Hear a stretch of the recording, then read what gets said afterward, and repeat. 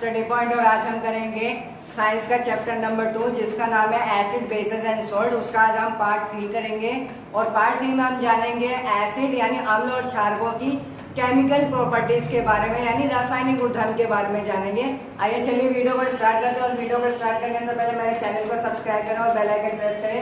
तो क्या है इसकी फर्स्ट प्रॉपर्टी में पहली केमिकल प्रॉपर्टीज क्या है, reaction of metals with acid and bases. यानी इसमें हम जानेंगे अगर हम किसी एसिड या बेस को अम्ल या क्षार को धातु के साथ मेटल के साथ रिएक्शन करवाते हैं तो हमें क्या नया उत्पाद क्या नया प्रोडक्ट मिलता है। तो अगर हम एसिड को मेटल के साथ रिएक्शन करवाएंगे तो हमें सॉल्ट प्लस हाइड्रोजन गैस मिलेगी। सॉल्ट का फॉर्मूला यानी जो लवण होता है उसका फॉर्मूला अलग अलग हो सकता है, डिपेंड करेगा कि मेटल यानी धातु कौन सा है। सोडियम होगा तो NaCl बन जाएगा, कैल्शियम होगा तो कैल्शियम क्लोराइड यानी CaCl2 बन जाएगा। इस तरीके से पर हाइड्रोजन गैस कॉमन रहेगा। ठीक है, एग्जांपल के लिए HCl को मैंने जिंक के साथ रिएक्शन करवाया तो जिंक मेटल एक धातु है तो जिंक क्लोराइड मिला और साथ में हाइड्रोजन गैस रिलीज हुई। सेम कंडीशन बेस के साथ है, यानी अगर हम बेस के साथ भी मेटल की रिएक्शन करवाते हैं तो भी हमें सोल्ट प्लस हाइड्रोजन गैस ही मिलेगा। ठीक है, एग्जांपल के लिए सोडियम हाइड्रोक्साइड जो कि एक बेस एक क्षार है, प्रबल क्षार है, स्ट्रॉन्ग बेस, उसको मैंने जिंक धातु के साथ रिएक्शन करवाया तो मुझे मिला Na2ZnO2 जिसका नाम है सोडियम जिंकेट। सोडियम जिंकेट एक सोल्ट यानी लवण है और साथ में हाइड्रोजन गैस मिलेगा, आपको पता ही है फॉर्मूले का अकॉर्डिंग है। ठीक है, तो इसमें कोई डिफिकल्ट बात नहीं है, इजी है समझना। ठीक है, अब बात आती है हाइड्रोजन गैस रिलीज होगी। ये मुझे पता है, किताब वालों को पता है, आपको भी पता है क्योंकि किताब में से आपने पढ़ लिया है, मैंने भी आपको बता दिया हाइड्रोजन गैस रिलीज होगी। लेकिन अगर आपसे कोई प्रूफ मांगने लग जाए कि हाँ ये बताओ कि ये जो गैस रिलीज हुई है ये जरूरी है कि हाइड्रोजन गैस ही है, कोई और सी गैस भी हो सकती है, कार्बन डाइऑक्साइड हो सकती है, हाइड्रोजन ऑक्सीजन गैस हो सकती है, सल्फर डाइऑक्साइड हो सकती है, तो कैसे पता चलेगा हाइड्रोजन गैस ही है। तो उसके लिए एक डेमोन्स्ट्रेशन एक एक्सपेरिमेंट है जो आपको लैब में कराते हैं, टेस्टिंग ऑफ हाइड्रोजन गैस। क्या होता है, जब हम एसिड की किसी अम्ल की रिएक्शन धातु से कराते हैं, किसी मेटल की रिएक्शन धातु से कराते हैं तो हाइड्रोजन गैस रिलीज होगी, हमें पता है। तो हमने क्या किया, इस टेस्ट ट्यूब में ये स्टैंड है और ये टेस्ट ट्यूब को पकड़ने वाला है। ठीक है, तो इस टेस्ट ट्यूब में हमने हाइड्रोक्लोरिक एसिड ले लिया। जरूरी नहीं है यही एसिड हो, आप कोई सा भी एसिड ले सकते हो और जरूरी नहीं है आप यही मेटल हो, कोई भी मेटल ले सकते हो, लेकिन आपकी बुक में एग्जाम्पल इसी का दिया है। उन्होंने क्या करा है, इसमें टेस्ट ट्यूब में HCl भरा और साथ में जिंक एक मेटल होता है लेकिन इसके दाने आते हैं यानी ग्रेन्स होते हैं, छोटे छोटे दाने, उन दानों का इसमें डाला। तो दानों को इसमें डालने के बाद क्या होगा भाई, जिंक क्लोराइड बनेगा। जिंक क्लोराइड एक सोल्ट यानी लवण है जो कि इसी में रह जाएगा। ठीक है भाई, नमक तोड़ के जाएगा नहीं ना। बाकी क्या निकली, हाइड्रोजन गैस। तो हाइड्रोजन गैस है तो ऊपर जाएंगी, ऊपर कहाँ जाएगी, ऊपर यहाँ पर इसी पाइप लगा हुआ है, इस पाइप के थ्रू इस वाटर टैप में आ जाएगा। ठीक है, पानी के टब में आ जाएगा।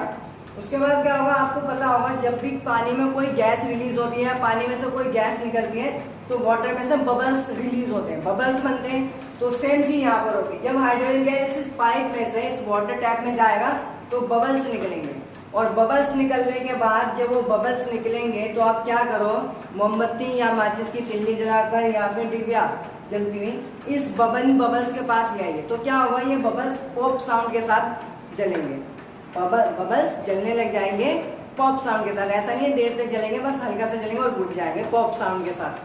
तो ये पॉप साउंड, बबल्स का पॉप साउंड के साथ जलना ये इंडिकेट करता है, ये बताता है कि जो गैस रिलीज हुई है वो हाइड्रोजन गैस है, ना कि कोई और गैस। एसिड और बेसिस की केमिकल प्रॉपर्टीज में जो दूसरी प्रॉपर्टी है वो है रिएक्शन विद मेटल कार्बोनेट्स और मेटल हाइड्रोजन कार्बोनेट। यानी इसमें हम जानेंगे कि अगर किसी एसिड यानी किसी अम्ल को हम मेटल कार्बोनेट यानी धातु कार्बोनेट या फिर मेटल हाइड्रोजन कार्बोनेट से अगर रिएक्शन करा देते हैं तो हमें क्या मिलेगा, क्या नई चीज मिलेगी। तो इसके बारे में हम जानेंगे। मेटल कार्बोनेट का जो फॉर्मूला होता है, जनरल फॉर्मूला होता है MCO3 और हाइड्रोजन कार्बोनेट का होता है इसमें HCO3 लग जाता है मेटल से पहले। ठीक है, MnCO3 बोल सकते हैं। मेटल की जगह कोई भी धातु कोई भी मेटल आ सकता है, सोडियम आ सकता है, पोटेशियम आ सकता है, कैल्शियम आ सकता है, कोई भी आ सकता है। तो चलिए पहले एसिड के बारे में देख लेते हैं। एसिड की जब हम मेटल कार्बोनेट से रिएक्शन करवाएंगे या फिर मेटल हाइड्रोजन कार्बोनेट से रिएक्शन करवाएंगे, दोनों में से कोई भी हो, चाहे हाइड्रोजन कार्बोनेट हो चाहे कार्बोनेटों से। अगर वो एसिड के साथ रिएक्शन करता है तो आपको सॉल्ट मिलेगा यानी लवण मिलेगा, कार्बन डाइऑक्साइड गैस और जल यानी वाटर मिलेगा। ठीक है, तो ये जनरल फॉर्मूला आप इसी को याद करके आसानी से सारी रिएक्शन कर सकते हो अगर आपको ये फॉर्मूला याद रहता है तो। सॉल्ट अलग अलग बन सकते हैं लेकिन ये दो प्रोडक्ट तो सेम ही रहेंगे। एग्जाम्पल के लिए जैसे HCl एक एसिड है, एक अम्ल है, इसको मैंने सोडियम कार्बोनेट के साथ रिएक्शन करवाया तो रिएक्शन करने के बाद क्या देगा है, सॉल्ट, कार्बन डाइऑक्साइड और हाइड्रोजन। अब सॉल्ट कौन सा मिलेगा ये मुझे नहीं पता अभी, लेकिन मुझे ये तो पता चल गया ये दोनों मिलेंगे। इसलिए मैंने क्या करा, सबसे पहले इसकी जब इससे के साथ रिएक्शन होगी तो सबसे पहले कुछ नहीं करना, आप इन दोनों को तो पहले लिख दो, आंख बंद करके लिख दो कि कार्बन डाइऑक्साइड और वाटर तो मिलने ही मिलने। अब सॉल्ट यानी लवण कौन सा मिलेगा, आप देखो यहाँ पर सोडियम है और यहाँ पर क्लोरीन है, तो आपको पता है सोडियम और क्लोरीन मिलकर क्या बना लेंगे, NaCl बना लेंगे, जो कि कॉमन सॉल्ट होता है घरों में यूज होने वाला। ये हो गया। इसी तरीके से हमने HCl को ही किससे रिएक्शन करवाया, सोडियम हाइड्रोजन कार्बोनेट से, इसको सोडियम बाइकार्बोनेट भी बोल देते हैं। इसमें भी आपको सेम मिलेगा जैसे कि फॉर्मूला लिखा है salt plus CO2 plus H2O। अब क्योंकि सॉल्ट फिर से ये वाला क्यों मिला, क्योंकि यहाँ फिर से सोडियम है और यहाँ पर फिर से क्लोरीन है, इसलिए आपको सॉल्ट यानी जो लवण है वो NaCl ही मिला। अगर यहाँ पर कोई और मेटल होता और यहाँ पर Cl की जगह फ्लोरीन होता या ब्रोमीन होता तो सॉल्ट अलग टाइप का बन जाता। ठीक है, यहाँ पर सल्फेट होता तो बात है असल में। तो ये है एसिड की मेटल कार्बोनेट या मेटल हाइड्रोजन कार्बोनेट के बाद रिएक्शन कैसे, क्या रिएक्शन करने के बाद क्या मिलता है वो चीज, जैसे कैल्शियम कार्बोनेट हो गया, potassium carbonate, potassium hydrogen carbonate, sodium की जगह ये भी हो सकते हैं। ठीक है, अब आते हैं हम बेस पर। बेस में क्या है, बेस जो है ना तो मेटल कार्बोनेट के साथ और ना ही मेटल हाइड्रोजन कार्बोनेट के साथ रिएक्शन करते हैं। ठीक है, इनमें से किसी के भी साथ रिएक्शन नहीं करते। So bases don't react with metal carbonates and metal hydrogen carbonate. हम जानते हैं कि जब किसी मेटल को एसिड को या एसिड को किसी मेटल कार्बोनेट यानी धातु कार्बोनेट से हम रिएक्शन करवाते हैं तो हमें सॉल्ट यानी NaCl plus carbon dioxide gas plus water मिलता है। यानी जनरली हमें कार्बन डाइऑक्साइड गैस और वाटर तो मिलता है, सॉल्ट भी मिलता है, सॉल्ट अलग हो सकते हैं। तो यहाँ पर वही मैंने एक एग्जाम्पल फिर से लिखा है, लेकिन एक क्वेश्चन ही होता है कार्बन डाइऑक्साइड गैस निकल गई, कैसे पता चला कार्बन डाइऑक्साइड गैस है, कोई और भी गैस तो हो सकती है। अब इसी की टेस्टिंग के लिए एक एक्सपेरिमेंट किया जाता है जो कि मैंने यहाँ पे इसकी रिएक्शन लिख रखी है, इसका डेमोन्स्ट्रेशन ही आपकी बुक में एनसीईआरटी में। क्या होता है, CO2 की टेस्टिंग कैसे कर सकते हो आप, CO2 can be tested by passing it through lime water. अगर आपको CO2 गैस जो रिलीज हुई है कार्बन डाइऑक्साइड उसको पता करना है कि हाँ वो कार्बन डाइऑक्साइड ही है, तो क्या करो उस गैस के अंदर जो गैस निकली है, अभी आपको नहीं पता कार्बन डाइऑक्साइड है लेकिन ये तो पता है गैस निकली है, अब उस गैस के अंदर क्या पास कर दो, बस मतलब गैस इसके अंदर से पास कर दो लाइम वाटर से, यानी लाइम वाटर में ये गैस मिला दो, ये जो गैस निकली है अभी आपको नहीं पता कि कार्बन डाइऑक्साइड है। ठीक है, तो क्या होगा जब इस गैस को जो यहाँ से गैस निकली है, वैसे तो हम जानते हैं कि कार्बन डाइऑक्साइड है लेकिन हमें कंफर्म करना है, तो ये जो गैस निकली है इसको लाइम वाटर से पास कर दो। लाइम वाटर से पास करने के बाद क्या होगा, ये बन जाएगा कैल्शियम कार्बोनेट और साथ में वाटर। तो क्या होगा जब से आप कार्बन डाइऑक्साइड को लाइम वाटर से पास करोगे तो इस लाइम वाटर का जो कलर है वो दूधिया हो जाएगा यानी मिल्की हो जाएगा, मिल्की। और वो मिल्की कलर किसकी वजह से हुआ, with the formation of calcium carbonate, क्योंकि कैल्शियम कार्बोनेट सफेद का है, सफेद कलर का ही होता है और साथ में वाटर मतलब वाटर के साथ पानी के साथ ही मिला हुआ है। अब जब चूने को आप पानी के साथ मिलाओगे तो भाई सफेद ही होगा ना, क्योंकि चूना सफेद कलर का होता है। इसलिए अब ये कैसा हुआ, ये इस गैस की वजह से हुआ है। अगर ये गैस इसके साथ पास नहीं की जाती तो ये मिल्की होता ही नहीं, कलर इसका दूधिया रंग होता ही नहीं। तो इसलिए हमें ये कंफर्म हो जाता है जब हम लाइम वाटर में जिस गैस को मैंने पास किया था उस गैस को पास करने के बाद लाइम वाटर का जो कलर है वो मिल्की हो गया यानी दूधिया हो गया। वो किसकी वजह से हुआ, कार्बन डाइऑक्साइड गैस को पास करने की वजह से। ठीक है, कार्बन डाइऑक्साइड को लाइम वाटर पास करने की वजह से हुआ। तो ये बात कंफर्म करता है कि कार्बन डाइऑक्साइड ही गैस थी जिसको लाइम वाटर में डाला तो कैल्शियम कार्बोनेट बन गया और वाटर का कलर कैसा हो गया, मिल्की। ठीक है, वो कार्बन डाइऑक्साइड की वजह से ही वो पॉसिबल हो पाएगी।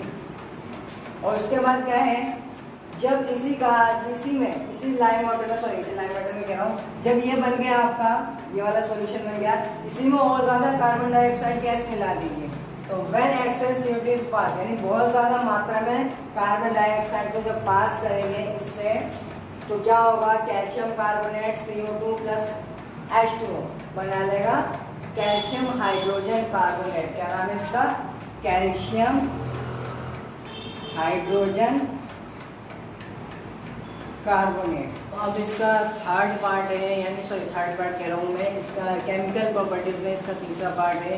तीसरे पार्ट में हम क्या पढ़ेंगे कि reaction of acid and based with each other, यानी क्या होता है जब अम्ल और क्षारक एसिड और बेसिस आपस में ही रिएक्शन करते हैं तो क्या नया प्रोडक्ट मिलता है। तो आइए समझते हैं, जब एसिड और बेस आपस में रिएक्शन करते हैं, अम्ल और क्षार आपस में अभिक्रिया करते हैं, तो सोल्ट प्लस वाटर यानी लवण प्लस में जल मिलता है हमें, ठीक है। एग्जांपल के लिए HCl मैंने अम्ल लिया है, एसिड लिया है, और NaOH बेस है यानी क्षार है, जो कि स्ट्रॉन्ग है दोनों, इनको मिला के क्या बनेगा, NaCl और वाटर सब में कॉमन होगा, ठीक है, वाटर तो सब में कॉमन होगा।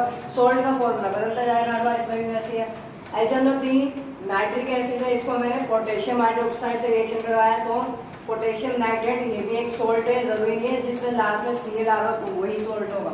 अगर लास्ट में NO3 आ रहा है और स्टार्टिंग में मेटल है तो वो भी सोल्ट ही होगा। तो पोटेशियम नाइट्रेट KNO3 भी एक सोल्ट है, लवण है, प्लस में जल। इसी तरीके से H2SO4 सल्फ्यूरिक एसिड को मैंने कैल्शियम हाइड्रोक्साइड के साथ रिएक्शन करवाया, तो मुझे मिला कैल्शियम सल्फेट, ये भी एक सोल्ट है, साथ में वाटर, ठीक है। तो ये एसिड और बेस जब आपस में रिएक्शन करते हैं। आगे और इसी रिएक्शन को जब एसिड और बेस आपस में रिएक्शन करते हैं तो क्या होता है, एसिड बेस के इफेक्ट को यानी अम्ल क्षार के प्रभाव को, और जो बेस होता है वो एसिड के इफेक्ट को यानी क्षार अम्ल के प्रभाव को खत्म कर देता है, यानी दोनों एक दूसरे के इफेक्ट को खत्म कर देते हैं। और जब दोनों के इफेक्ट खत्म हो जाते हैं तो यानी वो चीज जो नया सॉल्यूशन बने वो क्या होगा, न्यूट्रल होगा। कैसा होगा, न्यूट्रल, यानी ये जो सोल्ट प्लस वाटर बना है ये न्यूट्रल होगा, ना तो ये एसिडिक होगा और ना ही ये बेसिक होगा, ना ये स्वाद में खट्टा होगा ना ही ये कड़वा होगा, बल्कि ये नमकीन होगा। इसलिए हम इसको न्यूट्रल बोल रहे हैं, क्योंकि न्यूट्रल का मतलब बीच का, ना इसका ना इसका, ठीक है। तो इसी रिएक्शन को, इन दो न्यूट्रल प्रोडक्ट बनाने की वजह से इस रिएक्शन को हम बोलते हैं न्यूट्रलाइजेशन रिएक्शन। तो एग्जाम में कभी कभी पूछ लेता है न्यूट्रलाइजेशन रिएक्शन क्या होता है, उसका एग्जांपल होता। तो when acid and based react with each other, जब अम्ल और क्षार एक दूसरे से आपस में अभिक्रिया करते हैं तो हमें वाटर एंड सोल्ट और वाटर मिलता है, जिसे हम जिस रिएक्शन को बोलते हैं न्यूट्रलाइजेशन रिएक्शन। इसमें एक नोट करने वाली बात है, जो वाटर बनता है वो कैसे बनता है, जो है इसमें दो आयंस मिलते हैं, एक H+ आयन यानी हाइड्रोजन आयन, दूसरा होता है OH- आयन, इसको हम बोलते हैं हाइड्रोक्सिल आयन। ये दोनों आयन जब मिल जाते हैं तो हमें वाटर मिलता है। ये दोनों आयन मिलते कहाँ से हैं, जो H+ आयन वो एसिड से निकलता है, और जो OH- आयन वो बेस से यानी क्षार से निकलता है, और दोनों मिलकर क्या बना लेते हैं, वाटर। कुछ इस तरीके से H+ आयन जो एसिड से निकलता है अम्ल से, और OH- आयन जो बेस से यानी क्षार से निकलता है, दोनों मिलकर क्या बना लेंगे, HOH। अब इसमें कंफ्यूज मत होना, ये भी वाटर का ही फॉर्मूला है, इसको सिंप्लीफाई करके इस तरीके से लिखा गया है। देखो H यहाँ पे, H यहाँ पे, तो दो H है तो H को पहले लिख लिया और O को बाद में, तो ये बन गया फॉर्मूला वाटर का। तो इसलिए इस रिएक्शन को न्यूट्रलाइजेशन रिएक्शन बोलते हैं।